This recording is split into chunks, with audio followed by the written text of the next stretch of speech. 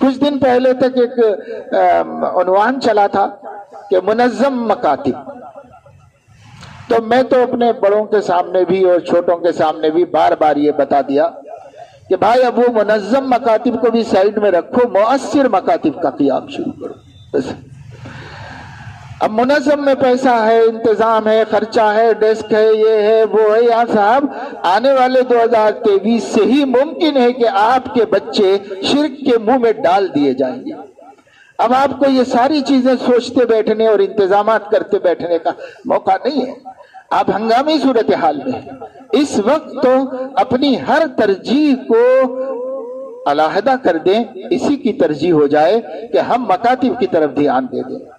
ہم اس بات کو یقینی بنائیں کہ ہم جس محلے میں رہتے ہیں، جس مسجد میں امامت کرتے ہیں، گھر کا محلہ یا مسجد کا محلہ، کسی کو ٹارگٹ کر لو آپ، اپنے محلے کی کوئی گلی اور کسی گلی کا کوئی گھر اور کسی گھر کا کوئی بچہ ایسا نہ ہو جو مکتب میں آ سکتا ہو اور نہ آ رہا۔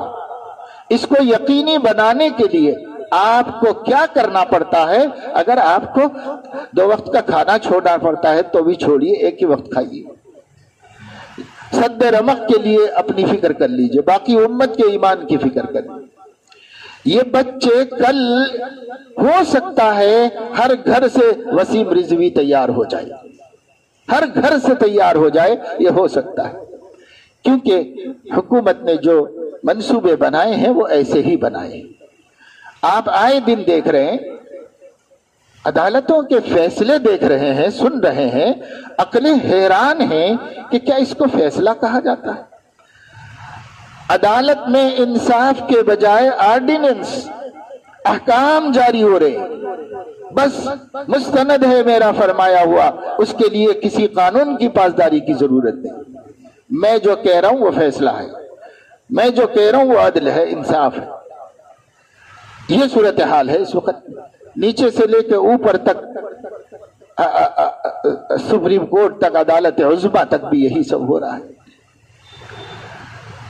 تو یہ تو ایک منصوبہ بنایا گیا، آج کل 2 دن 5 دن میں نہیں بنا، 2014 سے نہیں بنا، یہ منصوبہ بنایا گیا ہے 90 برس کی پوری میعاد کے، 9 دہائیاں جنہوں نے محنت کی ہے، تدبر کے ساتھ، تفکر کے ساتھ، تواضع کے ساتھ۔ کوئی شہرت RSS نے پسند نہیں کی، کوئی سرمایہ دارانہ زندگی انہوں نے پسند نہیں کی، کوئی عہدہ انہوں نے پسند نہیں کیا، حکومت میں شراکت انہوں نے پسند نہیں کی۔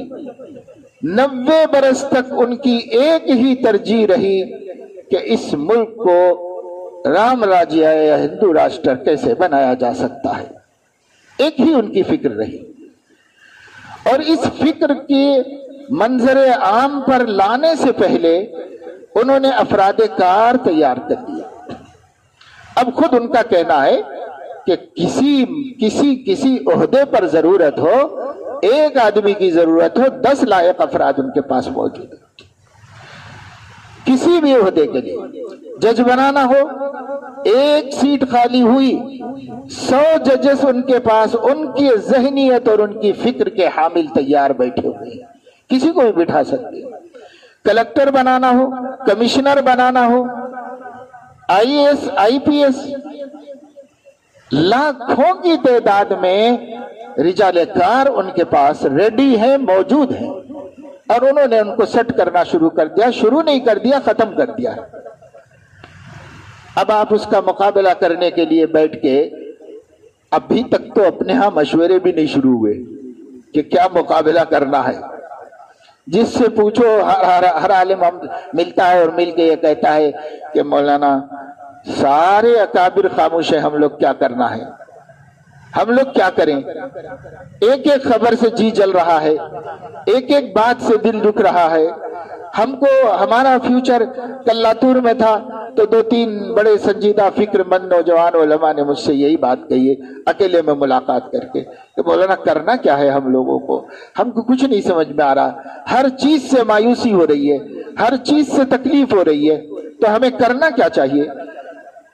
تو کیوں کہ سب بڑے، ہمارے بڑے کیا کر رہے ہیں، ہمارے بڑوں کی ان حالات میں رہنمائی کیا ہے؟ ایک ہی رہنمائی سب کی زبان پہ ہے کہ مکاتب کا قیام کرو اور ایک نسل کو مرتد ہونے سے بچاؤ۔ میں نے بعض بڑے ذمہ دار حضرات سے بات کی شمالی ہندوستان میں کہ صاحب پہلے حکومتوں سے ملاقاتیں کی جاتی تھی، ہماری تشویشوں کو سامنے رکھا جاتا تھا، ایک جمہوریہ ہے، ایک قانون ہے جو سارے شہریوں کے لیے یکساں ہے، ہم اس کے حوالے سے بات کرتے تھے۔ اب کیوں نہیں کرتے نئی قومی تعلیمی پالیسی کے سلسلے میں؟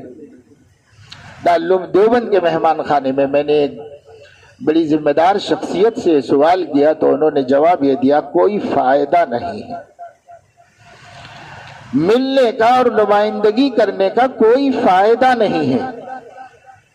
تو بھئی جب ان حضرات نے طے کر لیا کہ ملنا بیکار ہے، وہ اپنے ہی رستے پہ چلنے والے ہیں، ان کو ہم ان کے رستے سے ہٹا نہیں سکتے، ہم سیدھے رستے پہ لا نہیں سکتے۔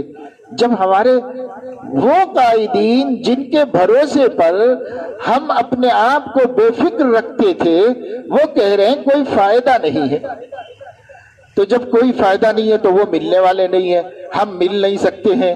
اب حکومت اپنا کام کرتی جا رہی ہے، وہ اپنے ڈگر سے ہٹنے کو تیار نہیں ہے، وہ اپنی فکر چھوڑنے کو تیار نہیں ہے، وہ ہندوستان کو جمہوریہ ماننے کو تیار نہیں ہے، وہ ہندوستان کی تمام اقوام کو ایک نظر سے دیکھنے کے لیے تیار نہیں ہے۔ وہ تو اپنا ایک کام ہے، اپنا ایک منصوبہ ہے، منشور ہے، اس کو کیسے نافذ کیا جائے۔ ملک کا سرمایہ اسی کام کے لیے لگ رہا ہے، ملک کے افراد اسی کام میں استعمال ہو رہے ہیں، ملک کی صلاحیتیں اسی میں صرف ہو رہی ہیں، حکمراں اسی میں مشغول ہیں، مشنری اسی میں لگی ہوئی ہے، سب ایک ہی مقصد میں کہ وہ ہمارا منشور ہم کیسے نافذ کر سکتے ہیں، اور کچھ بھی نہیں۔ جدھر دیکھو یہی ہو رہا ہے پورے ملک کے اندر۔ لیکن کیا ہم 80 لاکھ بچوں کی بربادی کا تماشا دیکھنا چاہتے ہیں؟ ہمارے پاس کتنے 8 کروڑ بچے، کہتے 20 کروڑ ہیں، 20 کروڑ مسلمان تو مانتے ہی ہیں، سب حکومت بھی کہتی ہے۔ اگر ہم 20 کروڑ بھی ہیں ملک میں تو کہتے ہیں کہ ہر قوم کے 40% افراد بچے ہوتے ہیں، تو 8 کروڑ بچے ہیں مسلم بچے ملک میں۔ 8 کروڑ مسلم بچوں پر یہ ننگی تلوار لٹکی ہے، لٹکائی گئی ہے کہ جب نئی قومی تعلیمی پالیسی نافذ ہوگی، جب بھی ہوگی، ابھی تک نہیں ہوئی ہے لیکن کرنے کے عزم میں پختہ ہیں وہ لوگ، جب بھی نافذ ہوگی تب یہ ہمارے 8 کروڑ بھی اسکولوں ہی میں ہوں گے۔ جب اسکولوں میں ہمارے بچے پڑھ رہے ہوں گے اور اسکولوں کا نظام مشرکانہ بنا دیا گیا ہوگا تو اس مشرکانہ ماحول میں، مشرکانہ رنگ میں، مشرکانہ آوازوں میں، مشرکانہ نقشوں میں اور مشرکانہ تعلیم میں پلنے والے بچے کیا توحید پہ قائم رہ سکتے ہیں؟ یہ ہے مسئلہ۔ اس مسئلے کا یہ حل کہ ہم حکومت سے کہیں کہ مسلم بچوں کو مستثنا کر دیجئے، ممکن نہیں ہے۔ جیسے میں نے بتایا کہ بڑے کہہ رہے ہیں کہ کوئی فائدہ ہی نہیں ہے بات کرنے کا، تو یہ ممکن نہیں ہے، تو اب کیا کریں؟ چھوڑ دیں مرتد ہونے کے لیے؟ تو بچانا ہے، کس کو بچانا ہے؟ آپ کو مجھے بچانا ہے۔ کیسے بچائیں گے؟ ایک ہی صورت ہے، ہمارے مضبوط مکاتب چل رہے ہوں، مؤثر مکاتب چل رہے ہوں، اور ان مکاتب میں ہم جیسا بن پڑے، جس سے جس طرح بن پڑے، ان بچوں کو قرآن مجید صحیح پڑھنا سکھا دیں۔ نورانی قاعدے سے سکھاؤ، حسن القواعد سے سکھاؤ، بغدادی سے سکھاؤ، کسی سے سکھاؤ، اردو کے قاعدے سے سکھاؤ۔ ہمیں نہیں مطلب ہے کہ آپ کس سے سکھاتے ہیں، ہم یہ چاہتے ہیں آپ کے گلی کا ہر بچہ، ہر بچی کو قرآن پڑھنا آتا ہو۔ کیسے پڑھانا ہے آپ جانو، اس کے لیے کوئی تنظیم ہو جاتی ہے منظم طریقے پہ کام، بہت اچھا ہے، جڑ کے کر لو تو اور اچھا، لیکن جڑنا کام کے محدود ہونے کا سبب بن رہا ہے۔ کام کی لامحدود ضرورت ہے اس وقت میں، کام کو محدود کرنے کا کوئی ٹائم نہیں ہے کہ سب ایسا ہو ایسا ہو ایسا ہو۔ ہاں، ایک شرط بچوں کا عقیدہ توحید کے مطابق سنور رہا ہو۔ نمبر 2، عشق مصطفیٰ ان کے دلوں میں بس رہا ہو۔ نمبر 3، ان کو شرعی ضروری احکامات سے واقفیت ہو رہی ہو۔ اور نمبر 4، اللہ کی کتاب صحیح پڑھنا آ رہا ہو۔ صحیح بھی وہ نہیں جو بڑے بڑے قاریوں کے نزدیک صحیح ہو، صحیح وہ جو فرض درجے کا ہے۔ یہ پہلا مرحلہ ہے، شوق ہوگا آگے چل کے وہ اور بھی آگے بڑھیں گے۔ پہلا مرحلہ حضرت تھانوی رحمت اللہ علیہ جمال القرآن میں فرماتے ہیں تجوید کے اپنے رسالے میں کہ قرآن مجید کو اس قدر صحیح پڑھنا جس سے نماز صحیح ہو جائے، فرض عین ہے، جیسے 5 وقت کی نماز فرض عین ہے۔ اتنا قرآن کو درست کرنا فرض عین ہے۔ اب آپ بچوں کو لے کے بیٹھیں اور ان بچوں کو قرآن مجید فرض درجے میں تجوید کے ساتھ پڑھانے میں کامیابی حاصل کر لیں، یہ بھی بڑی کامیابی ہے۔ میں نے آپ کو 4 سمجھیے سبجیکٹ بتا دی۔ ایک یہ کہ توحید کا عقیدہ راسخ ہو جائے ان بچوں میں، یہ کسی کتاب سے نہیں ہوگا، یہ ذہن سازی اور مذاکرے سے ہوگا۔ آپ ایک دن ہفتے کا اس کام کے لیے مختص کر لیں کہ اس دن سبق نہیں ہوگا، اس دن ہم اپنے سب بچوں کو اطراف لے کے بیٹھیں گے جیسے آپ لے کے بیٹھے ہوئے ہیں، اور ان بچوں کو لے کے بیٹھ کے بچوں کی زبان میں بچوں کی فہم کے مطابق قصص القرآن، قصص الانبیاء سنائیں۔ وہ واعظانہ نہ ہو، وہ مقررانہ نہ ہو، اس میں ہم اپنی خطابت کی جوہر کو دکھانے کے لیے نہ بیٹھے ہوں، ہم صرف ان بچوں کو مسلمان بنانے کے لیے بیٹھے، ان بچوں کے ذہن میں عقیدہ توحید کو راسخ کرنے کے لیے بیٹھے ہوں۔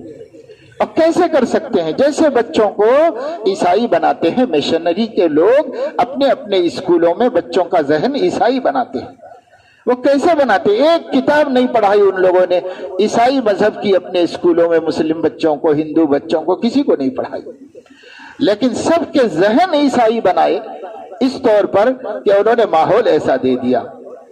آپ مکتب میں ایسا ماحول دیجئے کہ ہمارے آنے والے بچے بچیوں کو جدھر دیکھو جو سنو وہ توحید سے متعلق ہو، اور اس میں ہمارے نبی پاک صلی اللہ علیہ وسلم کی محبت کی باتیں ہوں، ان کی شان محبوبیت کے مذاکرے ہوں کہ کیوں وہ محبت کے مقام پر ہیں، اس کی باتیں ہوں، اس کے واقعات ہوں۔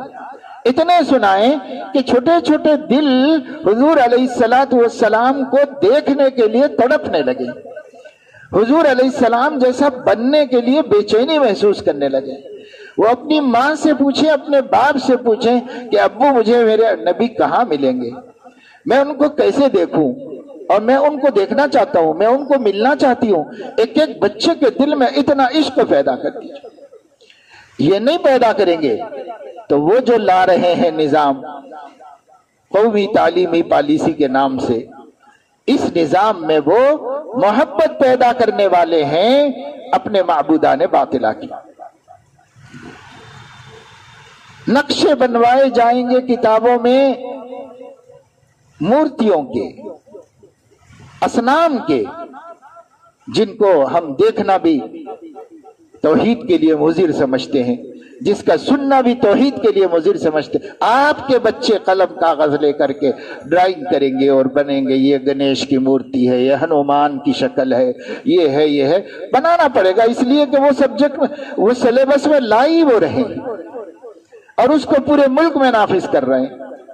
ہر اسٹیٹ لینگویج کو شامل کر سکتا ہے، باقی اس کے رنگ کو نہیں بدل سکتا، اس کے نظام کو نہیں بدل سکتا، کوئی ریاست نہیں بدل سکتی۔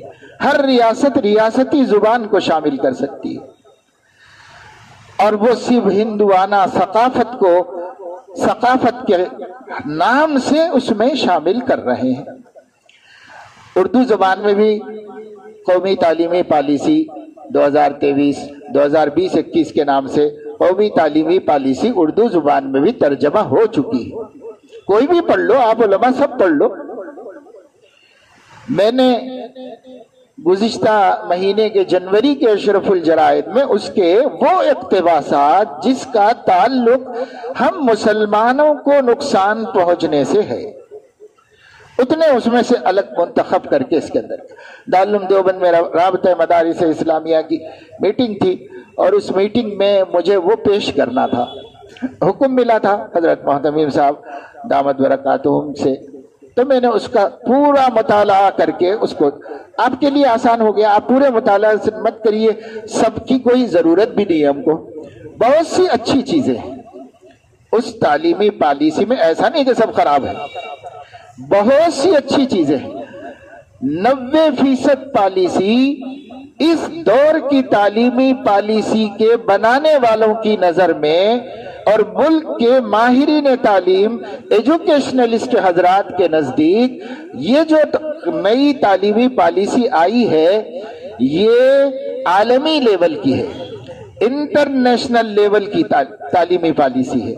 اس میں جو سفارشات ہیں ان سفارشات سے کہا جا رہا ہے کہ ملک میں تعلیم آسان ہو جائے گی اور ملک کے ہر شہری کو پڑھنا ممکن ہو جائے گا. تو سب کی زبان پہ اس کی تعریف ہے. آپ کسی ایجوکیشنلسٹ سے بات کریں گے وہ بولیں گے آپ لوگوں کو کیا ہے، آپ لوگ تو ہر چیز کی مخالفت کرتے ہیں، اس میں یہ اچھا ہے، یہ اچھا ہے، اتنا اچھا ہے، اتنا اچھا ہے. وہ لوگ نہیں ماننے کو تیار ہے کہ کوئی خرابی ہے اس میں. صرف مسئلہ ہے اس ملک میں اس پالیسی سے تو آپ کو ہے اور کسی کو نہیں ہے. سب لوگ اچھی پڑھائی چاہتے ہیں، اچھی پڑھائی کے لیے اپنا کلچر اپنا دین سب بیچنا پڑے تو بیچنے کو تیار ہے. لیکن ہم ایک قوم ایسی ہے جو صرف اچھی پڑھائی ہی نہیں چاہتے بلکہ اس کے ساتھ ساتھ اپنے دین ایمان کا تحفظ بھی چاہتے ہیں.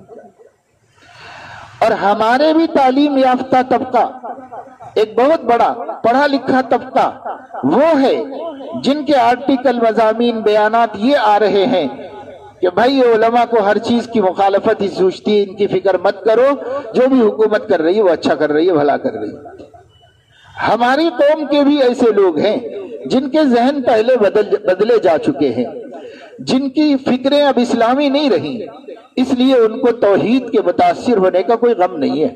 وہ کہتے ہیں اس میں کیا حرج ہے، حکومت کہہ رہی کلچرلی بھارتی بن جاؤ، اور کوئی مطالبہ نہیں ہے آپ سے، کلچرلی بھارتی بن جاؤ، ثقافت میں بھارتی بن جاؤ، اور باقی اپنا عقیدہ تو تمہارے دل میں رکھ لو، دکھنا نہیں.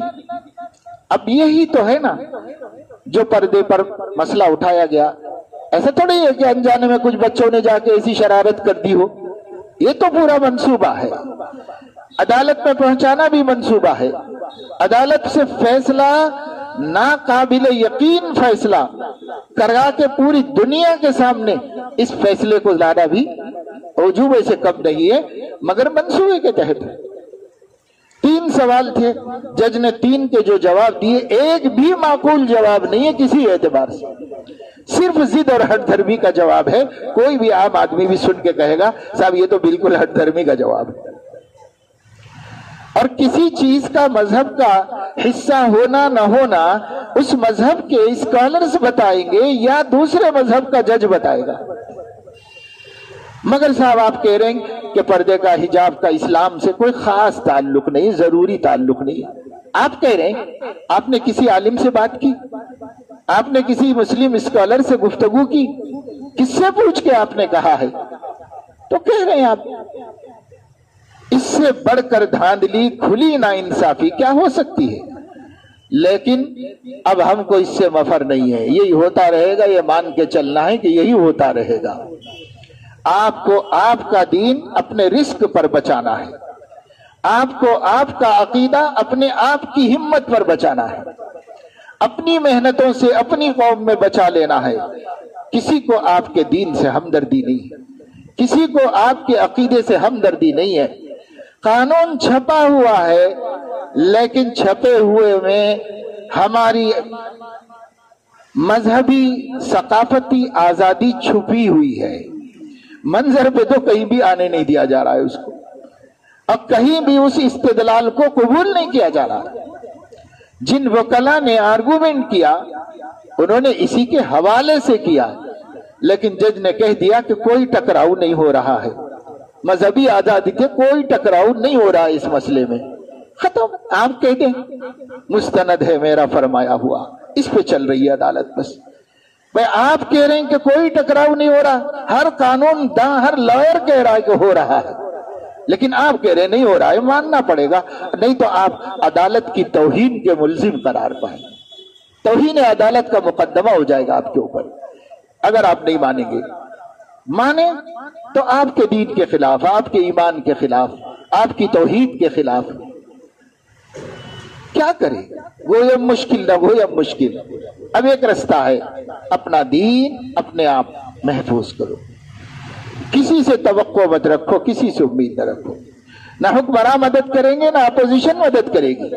کبھی کبھی اپوزیشن بیان بازی کرتی رہتی ہے، کوئی ہمدردی مسلمانوں سے ان کو نہیں ہے، ان کو اپنا وجود زندہ رکھنا ہے، کچھ مخالفتیں کرتے رہنے سے وہ زندہ ہیں، ان کا وجود ہے، وہ اپنے وجود کے لیے بول رہے ہیں، مسلمانوں کے لیے کوئی ہمدردی نہیں۔ تو نہ اپوزیشن سے کوئی ہمدردی، نہ کوئی سیاسی تحریک، نہ آپ کے اندر کوئی ایسی سیاسی طاقت جس پر بھروسہ کیا جا سکے، کچھ بھی نہیں ہے۔ اب بس اللہ ہے اور ہم ہیں، ہمارا دین ہے، ہمیں اپنے اللہ کے بھروسے اپنے دین کے تحفظ کی ذمہ داری پوری کرنی ہے، اور یہ ذمہ داری جب ہی پوری ہو سکتی ہے جب آپ روایتی دینی خدمات کو ترک کر کے ہنگامی طور پر حالات کے تقاضے کے مطابق دینی خدمات کو انجام دیں۔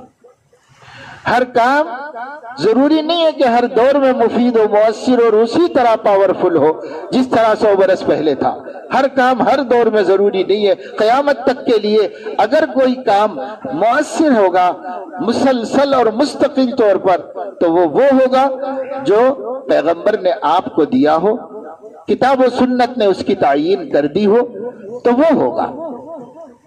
لیکن کتاب و سنت نے ہمیں دین دیا ہے، اور دین کے پھیلانے، دین کے عام کرنے، دین کو گھر گھر پہنچانے، دین کو زندگیوں میں داخل کرنے کے لیے کوئی پرٹیکولر اور مستقل متعین طریقہ کار اسلام نے ہم کو نہیں دیا ہے۔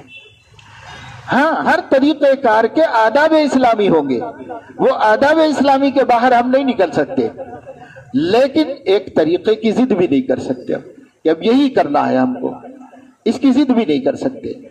حکم بدلتا، آپ فقہ میں پڑھ چکے ہیں، حالات بدلتے ہیں حکم بدلتے ہیں، جب حالات بدلیں گے احکام بدلیں گے، حالات بدلیں گے احکام بدلیں گے۔ آج سب سے ضروری کام اگر کوئی ہے تو نسلوں پر محنت کرنا اب سب سے بڑا کام ہے۔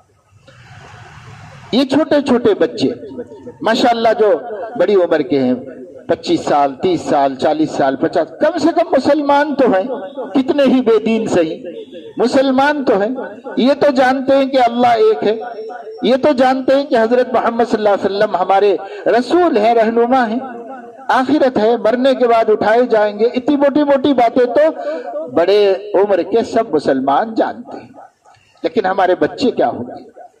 ان بچوں کا مسئلہ ہے۔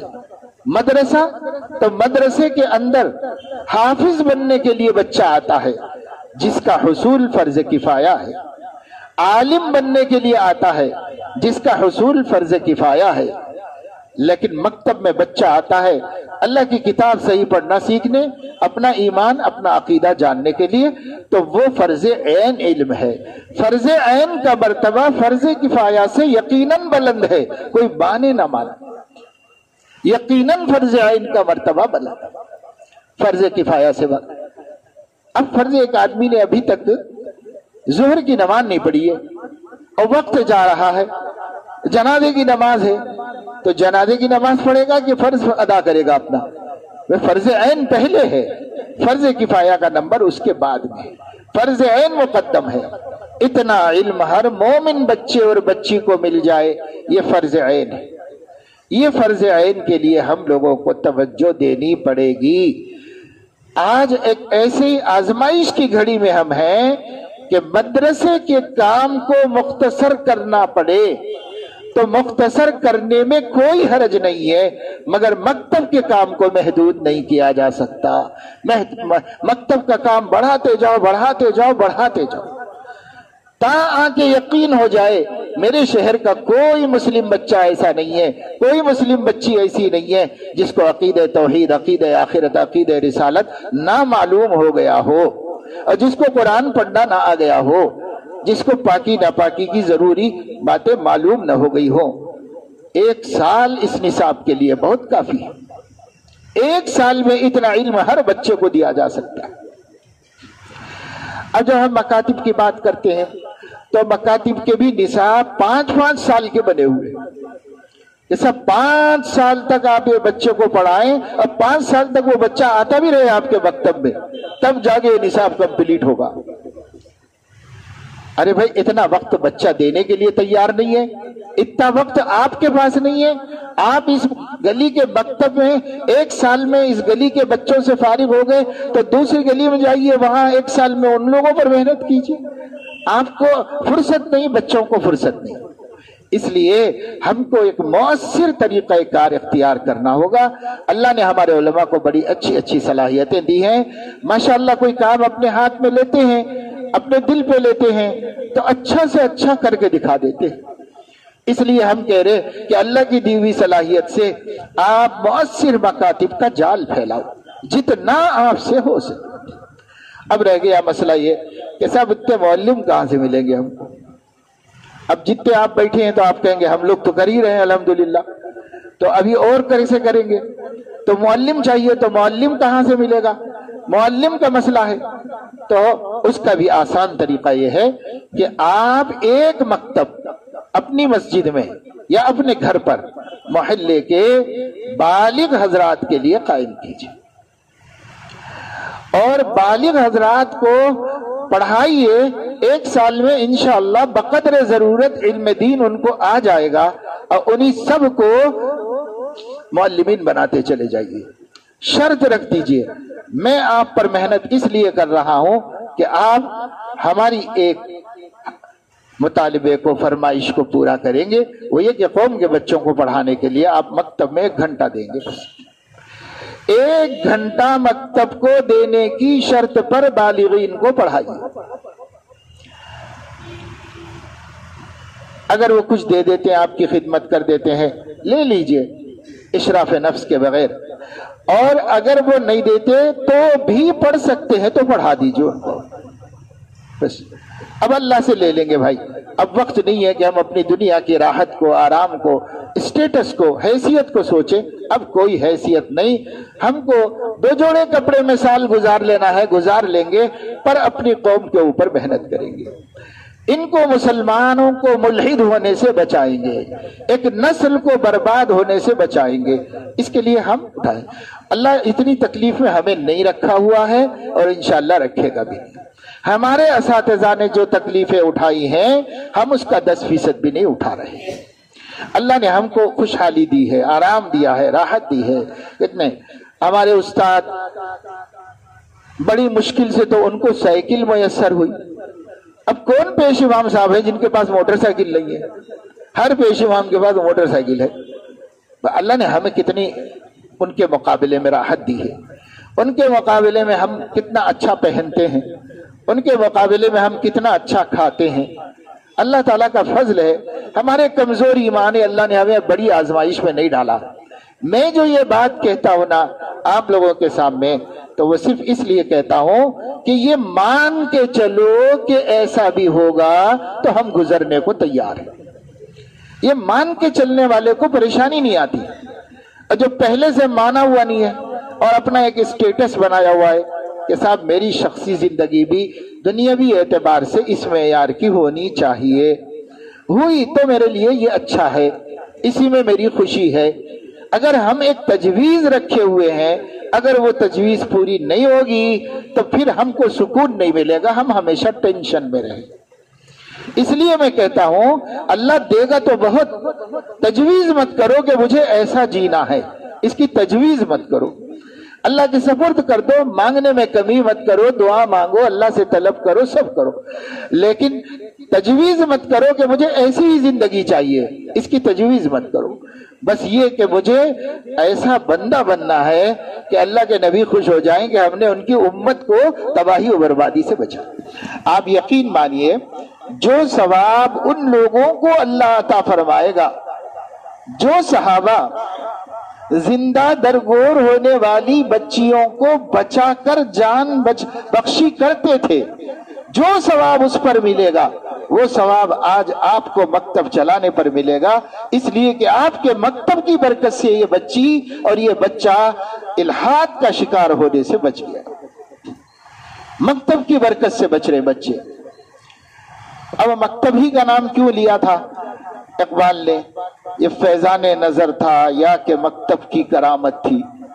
تو بھائی یا تو کوئی اللہ والے کی کرامت ظاہر ہو جانی چاہیے، آپ لوگوں کی کوئی کرامت ظاہر ہو جانی چاہیے، یا پھر مکتب کی کرامت ظاہر ہونی چاہیے۔ تو اب ہم لوگ ایسے تو ہے ہی نہیں کہ ہماری کوئی تصرفات، توجہات حالات کو تبدیل کر دے، ہمارے تو اللہ نماز روزہ قبول کر لے بڑی بات ہے۔ تو اب رہ گیا مکتب، اب مکتب کا فیضان دکھائیے، مکتب کا فیضان بتائیے دنیا کو کہ مکتب میں کتنی طاقت ہے۔ جو فتنہ آج سے 200 سال پہلے مسلمانوں کی ارتداد کے لیے برپا کیا گیا تھا تو مدارس کے نظام نے اس فتنے کا مقابلہ کیا اور لوگوں کو ارتداد سے محفوظ کر لیا۔ اب جو فتنہ بھارتیہ کلچر کے نام پر ملت اسلامیہ کے سر تھوپا جانے والا ہے، اس کا مقابلہ مکاتب کے نظام کے ذریعے سے ہو سکتا ہے، یہ ہر صاحب نظر کے ماننا ہے، یہ صاحب علم کا ماننا ہے، صاحب نظر کا ماننا ہے۔ اس لیے کہ آج میرے دوستو عزیزو، ہم میں سے بھی بہت سوں کو تجربہ اندازہ ہوگا کہ عالم نکاح کر کے لایا ہے، امام صاحب شادی کر کے لائے ہیں بیوی کو، لیکن خود اس کو اتنا دین نہیں معلوم ہے کہ ہمارے بچوں کو دیندار بنا سکے، اسے خود نہیں معلوم۔ کتنی عورتیں ہم دینداروں نے، علماء خدام دین کے گھر کی نماز کی تک پابند ہیں، کتنے لوگوں کی بیویاں ہیں جو حجاب بھی نہیں کرنا چاہتی، اب بولنے پہ جھگڑے ہیں، ٹنٹے ہیں، ان فتنوں سے بچنے کے لیے ہم سب کچھ برداشت کر کے زہر کے گھونٹ پی پی کے اسی کے ساتھ گزارا کر رہے ہیں۔ تو عوام الناس کی مائیں ان بچوں کو کیسے ایماندار بنائیں گی؟ ہمارے بچوں کی ماں نہیں بنا سکتی، عوام کے بچوں کی مائیں کیسے بنائیں گی؟ لا محالہ ہم کو ہی فکر کرنی ہے، ہم کو ہی محنت کرنی ہے، ہم کو مان کے چلنا ہے۔ کوئی باپ، کوئی ماں اپنے بچے کو ایمان نہیں دے گا، یہ ایمان دینا میری ذمہ داری ہے اور میں ان کو ایماندار بناؤں گا، یہ مان کے چلنا ہے۔ یہ ہے اس وقت اس زمانے میں مکاتب کی اہمیت۔ سب سے بڑا مسئلہ مسجد کمیٹیوں کے پاس بے حساب پیسہ پڑا ہوا ہے، ہر رمضان کو مسجد کی تزئین میں لاکھوں روپے خرچ کر رہے ہیں۔ مسجد کمیٹیوں کے پاس مسجد کی نیا ماڈل بنانے کے واسطے پیسہ ہے، لوگ دے رہے ہیں، مانگ رہے ہیں،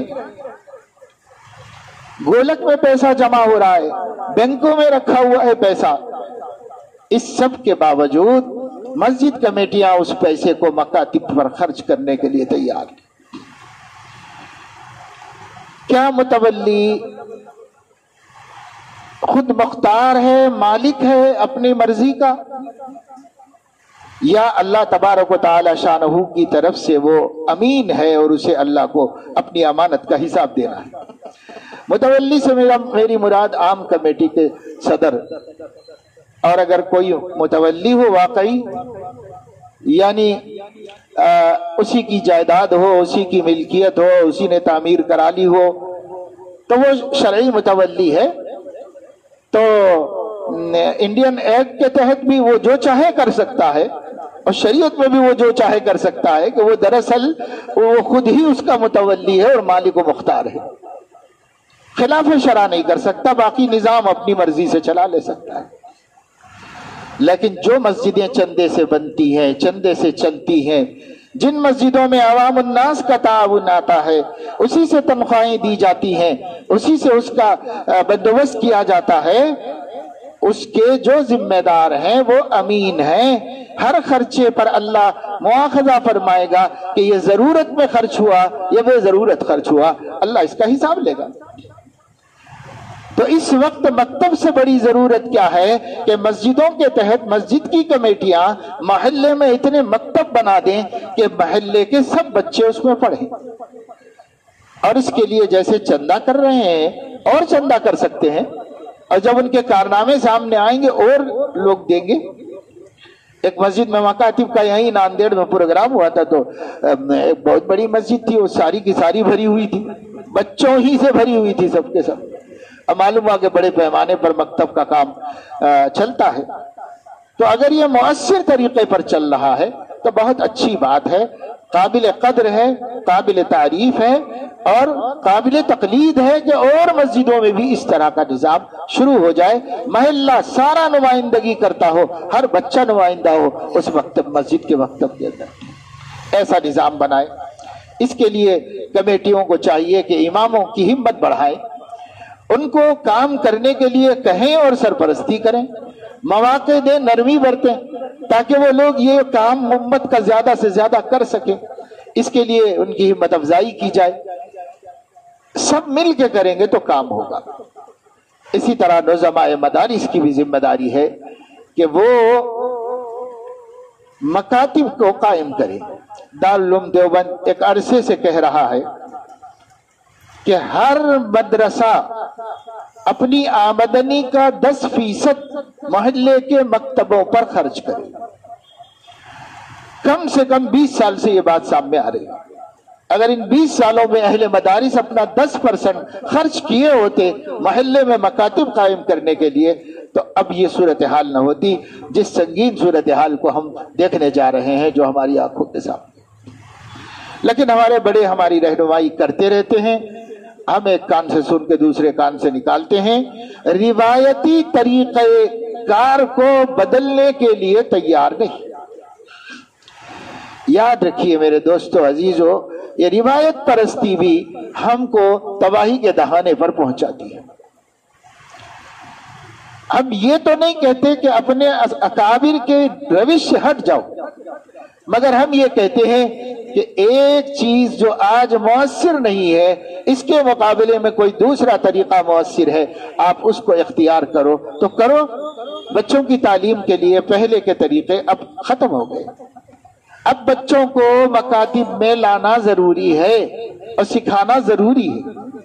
یہ کام اتنا اہم ہے، اتنا اہم ہے کہ بسا اوقات اگر آپ کو اس کے لیے اپنے نوافل، اپنی اوابین، اپنی تہجد، اپنی اشراق چاش چھوڑنی پڑے، چھوڑ دیجئے، اللہ کے واسطے چھوڑ دیجئے، آپ چھوڑ کر کے یہ قوم کی خدمت کیجئے، مکتب وادی ان کو پڑھانے کے لیے بیٹھ جائیے۔ اب نہ پڑھ سکے کوئی بات نہیں، اللہ اس سے زیادہ اجر آپ کو دے دے گا، اس سے زیادہ ثواب آپ کو عطا فرمائے۔